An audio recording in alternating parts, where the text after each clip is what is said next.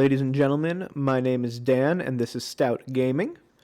This week, we are in the VBA Pokemon VGC Draft League. It is week 2, and we are going up against Ryan P.B. Herbert and the Meltan Nuts. His links are going to be in the description below. But without further ado, let's go ahead and look at what we've got in this matchup. So, starting with his team, he's got a lot of scary threats. The Moltres, Metagross, and Lapras are all tier 1 weakness policy abusers, and even a Life Orb on them gives them some pretty insane damage. Raichu pairs very well with both Moltres and Lapras, and Amoonguss is just a very good general support Pokemon. Then he's got a couple of pieces that seem like a weird fit on his team. Of those, Chandelure, I think, is very good into my team in general. But based on what I expect from him, I believe that he thinks I'm going to be going with a Torkoal Venusaur Sun mode, and his best max option against that is obviously going to be his Max Galarian Moltres. So I really expect that and Raichu to be his lead. I think Amoonguss in the back as a support option makes sense. And then Chandelure, because of the Flash Fire ability against Torkoal, also makes a lot of sense. So I really expect to see all 4 of those. Then in the Might See category, actually, I think I'll jump down to the not likely. I think Hitmonchan, Pinsir, Solrock, and Swampert are all very narrow options in this matchup. And while I could see any of them, I don't think they're as likely as the ones above them, which really limits his choices. Metagross, Lapras, and Sigilyph are the ones I think I might see. Of those, Life Orb Metagross is actually going to be very good into what I end up bringing. And Lapras, I don't think has a great matchup, but between that and Sigilyph, he could realistically bring either of those, and I wouldn't be shocked to see any of them rounding out his team. But looking over at my side, this is a Koko Thievel week, which is my favorite kind of week, and especially because I don't think he'll be expecting it. His breakdown of my team, he wasn't very high on the Koko tech and believed it should be Rhyperior. But what we're going to be doing this week is actually physical Koko with Thievel, and I'll break down why I'm doing that when I'm looking at some of the prep work later. And then Torkoal Venusaur as the fast Sun mode is going to be a really good option in the back against a lot of his teams there. Now, ones I was thinking about considering, Goodra and Mantine both match up decently into a lot of his special options, and then obviously Bronzong Glastrier is super solid because Glastrier needs to be banned. It's probably the best Draft League Pokemon, and that's still a hill I'm going to die on. And then I really didn't see a great role for Tangela, Frostmoth, or Beheeyem this week. So I ended up thinking I just want to have the Trick Room option just in case. So Bronzong Glastrier is going to be my option in the back, and Koko Thievel, Venusaur, Torkoal, Bronzong Glastrier is probably going to be, in general, my strongest overall group of 6 Pokemon that I can bring both this week and against a general team, but without looking into the specifics of what the opponent could have. So looking at some of our breakdowns, we've got a modest max special attack Electric Seed Thievel with Unburden. So this Thievel's max special attack is important because with a Snarl and a max move from the Koko, it will be able to take out a Raichu before it can get a Volt Switch off, which I think is going to end up being important this week with some strategies. And then the bulk on it is meant to survive most Metagross max attacks. If it is Life Orb Adamant max, it's a roll, but I should still survive it with the +1 boost with the Electric Seed. And the HP also makes it very strongly favored to survive max water moves from Life Orb Lapras as well. The Howl is because the Tapu Koko I am running is physical. So this Life Orb physical set, 228 investment in speed, gives it enough speed to outspeed a max speed Raichu, which was sort of the benchmark I was going for this week. And a max darkness, along with the chips damage from the Snarl that comes out from the Thievul, gives me a very, very good chance to KO most Raichu sets, assuming it's going to be a speedy Raichu on turn 1. In fact, if it's up to 252 attack and 4 defense, I'm fairly certain it's 100% KO. And if he starts running more bulk than that, then we might have to audible to a different strategy later. But the Koko being physical is also in response to what I project to be an Eerie Impulse coming out of the Raichu. And then just that little bit of bulk I was able to get from only needing to benchmark the Raichu allows me to survive as every max Life Orb attack from Metagross, which, again, was what a lot of my benchmarks were looking like this week, while Tapu Koko is maxed. And the plan game 1 is going to almost always be max Koko unless there's something I didn't expect in front of me. So in the back, we've got a very bulky Assault Vest Torkoal, which eats a lot of attacks from everything on the team. And again, this is surviving Life Orb Max Quake from Metagross is the plan. And then I'd be able to swing back with Burning Jealousy, get a burn on it, hit something with Flamethrower, and then Scorching Sands is for the Chandelure, and that's also why Flamethrower is there instead of Heat Wave, so I don't give the Chandelure a Flash Fire bonus if it switches out. And then Solar Beam is just because Torkoal is a very good Swampert counter, sort of counterintuitively, but Solar Beam is just going to be able to take out every Swampert, even a lot of Rindo Berry sets. So this Venusaur I'm very happy with. It is running Charcoal because Charcoal boosts Weather Ball in the sun, and he's got a bit of a weakness to fire generally on his team. So Weather Ball is really going to be my go-to play this week. Again, the speed lets it outspeed a +1 Moltres in the sun. Weather Ball with Charcoal is going to pick up a 2-hit KO on Moltres and a 1-hit KO on a lot of Metagross sets. So this Venusaur is going to be coming out in the back a lot as a cleaner, and the Charcoal is going to help it do that with Weather Ball. The Leaf Storm set just gives me the opportunity to make it a roll against Lapras a lot of the time. So if that strategy looks like it's not going to be working, I've got my Bronzong strategy in the back. Safety goggles so Mungus can't put it to sleep. I might end up switching that out before the battle, but we'll see. But Bronzong is just going to be a Trick Room bot, and that's the plan with it. I've given it the Iron Defense Body Press set.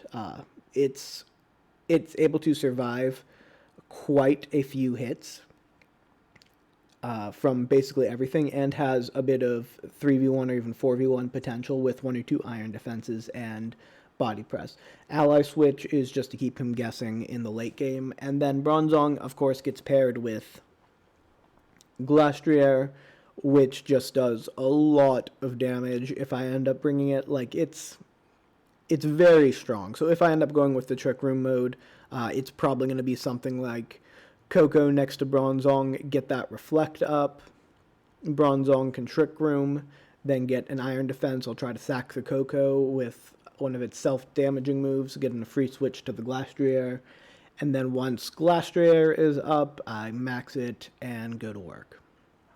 But with that being said, we'll have to see how it plays out in the battle, and I'm looking forward to seeing what my opponent brings, and I'll see you guys when the battle starts.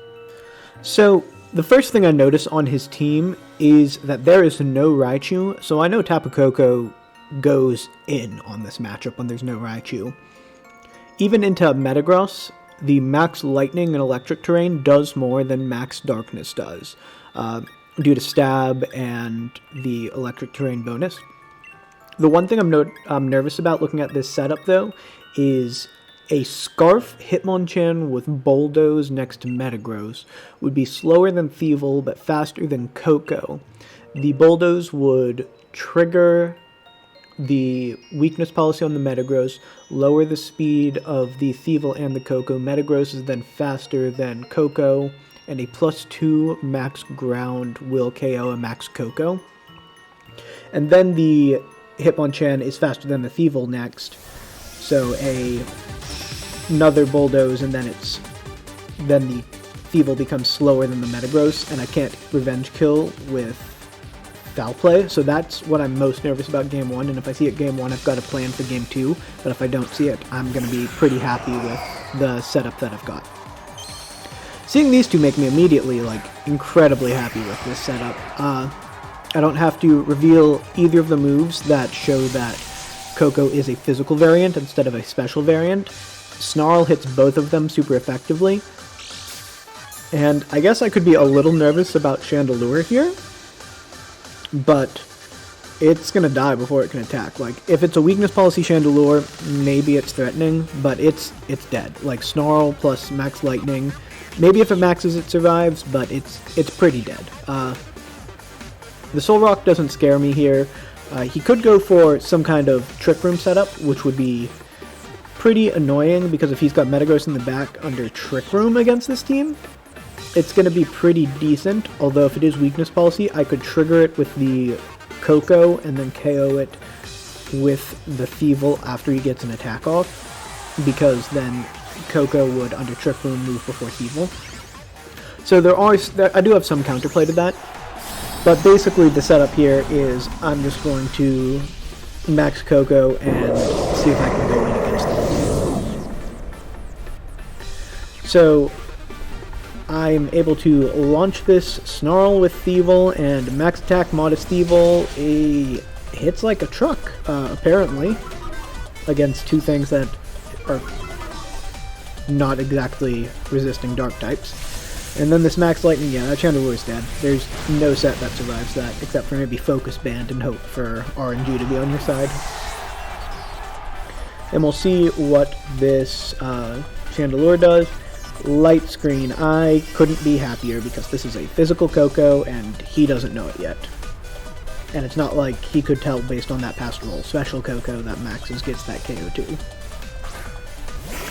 Metagross, I'm guessing this is the max option, and I don't want to trigger weakness policy on it, so I'm going to play around that this game by hitting it with max lightning, which does more than the max darkness, and then instead of snarling, I'm just going to foul play this Soul Rock, and with the foul play here, it should pick up the KO without triggering weakness policy, and it prevents it from getting a Reflect up, because a Reflect could be a little annoying here, but Light Screen really isn't in this set. But I'm expecting the Metagross to max, and here it comes. So now, thinking about potential endgames with what I have in the back, Venusaur and Torkoal both have a positive matchup into Metagross, as long as it's weak enough, or it doesn't trigger a weakness policy. If it's full strength, and I trigger weakness policy, then Venusaur could probably still picks up the KO, actually, if I can stall out the Dynamax. But if he's able to chew through the team, I could have a bit of trouble here. So I go ahead and launch the Max Lightning into Metagross. It does a decent chunk. I'm happy with that. He might know it's physical now based on that damage roll, and then I should survive this Max Quake unless it's Life Orb, in which case it becomes a roll that I'm not favored in because I took some Life Orb damage myself, but it's not Life Orb, and I feel decent about this position, because now I'm okay with launching a Foul Play into the Metagross, because even if it triggers weakness policy, it'll have too little HP to survive anything I really throw at it. This Koko can just freely launch Max Lightning into the Moltres or the Metagross. I think if the Metagross double protects, that could be an issue. So I read the protect wrong here. I was thinking the Metagross might protect, and then they might try to pick up the KO on Koko with the Moltres, because on Thievul with the Moltres, because Thievul's my win con here. But I'm able to do a massive amount of damage through protect on the Moltres. It's not weakness policy either. I triggered Berserk. That probably doesn't matter, I'm thinking. I'm ready for Koko to go down here, which it does, and then gets another special defense boost, which is annoying because +1 special defense Moltres behind the light screen is going to be pretty bulky against what I have in the back, but it's not going to be bulky enough, because it's not going to do enough damage, even at +1, to Torkoal, because I've got the Assault Vest on the Torkoal. I'm thinking a Flamethrower from Torkoal has a shot to pick up the KO on the Moltres here. I've forgotten about Light Screen in the moment, which is a little unfortunate, but Flamethrower into Moltres in the sun, and then, like, he needs to try to protect with the Metagross and then to take it down with the Moltres. That's his only play, and then Flamethrower going into it is advantage me, and then I get Venusaur in the sun coming out, which Venusaur in the sun with Charcoal picks up a KO on both of these. Although behind Light Scream, I'm not sure if it picks up the KO on Moltres. I'm pretty happy with the way that this battle's going so far. And I know I can grind out this Moltres with Snarls as well if he doesn't pick up the KO on people. So, it doesn't do a lot. I'm happy about everything that's set up right here. Torkoal's able to do some cleanup work. I just have to make sure Torkoal survives, and it doesn't really matter because Venusaur in the back does the same job, but to try to preserve differential, I'm going to Snarl to make sure that Torkoal has as many shots as possible to not flinch to pick up this KO, because I don't think Foul Play picks up the KO if he's running Min Attack. But that's basically all I needed, because the Fiery Wrath here comes out at or actually no, it's back to neutral. It's not doing a lot. 2 Life Orb, Torkoal, and Torkoal gets the Flamethrower off. And that goes game 1 to me. So I'm pretty happy with the way that game 1 turned out. And going into game 2, I didn't see Hitmonchan Metagross, and now I know Metagross isn't Metagross is not weakness policy. So, knowing that, I'm very confident with this same lead again, because even Hitmonchan Metagross doesn't do a lot to it. Like, I don't know what he brings that beats it. While I'm on team selection, my thought jumps to it could be Amoonguss plus Moltres trying to get up a Nasty Plot or an Airstream, because he still doesn't know that the Koko's physical and carries max Airstream, which is going to ruin his day if he leads Amoonguss Moltres. And other than that, I really don't see what his potential counterplay to this lead is if he's not Scarf Hitmonchan. So, I'm very happy with this setup at this point in time. I think this match in particular shows that Tapu Koko and Thievul both really add a level of depth to my team that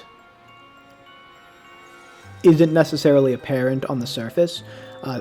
Koko gives me the special or physical flexibility, and it gives me a really fast mode that I don't need Tailwind for, which means I can use Tailwind, or I could play fast without Tailwind, or I could play Trick Room with Trick Room stuff. Which, not bringing Glastrier to either game, I mean, if I was going just for the Kill Leader trophy, I'd try and sneak in Glastrier here, but I really don't need it. Okay, so I see the Amoonguss Moltres, and my immediate thought is, I know that if this thing isn't Koba Berry or Focus Sash, that Howl plus Max Airstream kills every Amoonguss variant. And no one, he shouldn't run Koba Berry against my team. Like, he should run Aqua Berry against my team, because I've got a lot of dangerous looking fire attacks, and I don't necessarily have what looks like a consistent fire type attack, or flying type attack that I'm going to launch into his team. Like this, this max airstream, he's not going to expect, and it's going to allow me to keep parity with the Moltres as well, and I'm going to be very happy about whatever happens here. So, Koko maxes. It's getting ready to go full Himbo on Amoonguss. Because this Amoonguss is going to Rage Powder to try to protect the Moltres from the Max Lightning. Like, that's the play on his end. Whether the Moltres maxes or goes for a Nasty Plot is an entirely different matter and could affect my play down the road. But this round, he's got a Rage Powder here. Like, that's his only option. And Moltres doesn't do a lot into Koko. Like, it just doesn't. So I'm okay with everything that's about to happen here. Rage Powder goes off. Howl goes off. I'm sure he panics a little when he sees Koko's attack going up, because physical Koko is not on anyone's radar yet. Max Airstream, and Amoonguss takes a little bit of a nap. And now we've got a +1/+1 Koko staring down a Moltres. And I know Koko, based on the damage roll I got last game while it protected, at +1 obliterates max Moltres. And I'm faster than it now. So I think if he brings in Chandelure, which I believe has Ally Switch, I'm going to predict the Ally Switch, is my thought process here. Otherwise, I'm just going to Lightning into the Moltres. And even if Chandelure doesn't use Ally Switch, I'm okay with getting rid of Chandelure because of the things I have in the back. And even if this Moltres goes up and becomes faster than Koko, because I'm going to Snarl here with Thievul, the Moltres isn't going to be doing a lot of damage to Koko. Like, Koko's going to be able to clean up this game almost by itself if I get that Moltres to -1 with Snarl. Which is why it's the play here. Perhaps Airstream into that slot would have been better, but then if he did Ally Switch, the Moltres wouldn't go down, and it would get a Berserk boost to go back to neutral, which is not what I'm looking for. It's still not bad at all for me, but I think this is... Lightning into one of the spots was optimal. He didn't Ally Switch. Like, obviously, I would have loved to kill the Moltres, but also, the Moltres isn't going to do anything here. But now this Moltres is going to be faster than the Koko, and he does pick up the KO on Thievul. Sad day for Thievul. But Thievul did what I needed it to do and got the Koko to +1. So, up next, no matter what he has in the back, Torkoal's going to be good. Then if he's able to take something out, Venusaur should be the perfect cleaner for this match. And seeing it being Metagross, yeah, I'm happy with that. So Koko's going to be able to take out the Moltres. Torkoal probably won't KO the Metagross because I'm not a max special attack Torkoal, but I am a very bulky variant, so nothing's going to KO this Torkoal right now either. And without Life Orb, unless this is a banded Metagross, it's not going to KO this Koko, and I don't believe it's banded based on the way he played it in previous games. Which means this Flamethrower is pretty free, and the Max Lightning is also pretty free. Besides, the Moltres would have to be, the Metagross would have to be nearly max speed for this Max Airstream to let it outspeed Koko. And it's not. So I just pick up a clean KO here. And then I'm able to launch a Flamethrower, and then even if it doesn't pick up the KO, this Moltres isn't gonna... and he uses Rock Slide, which, annoying I guess, but because the Koko's faster than it after Flamethrower, I just clean up this game at this point in time, because Koko's able to clean it up. But, good games to my opponent. Ryan's team was very hard to prep for this week. I think the Assault Vest on Torkoal was a good innovation, and then Physical Koko is one of my favorite sets that I don't get to bust out all that often. But when I do, it's a lot of fun. So good games, and I will see you guys next week.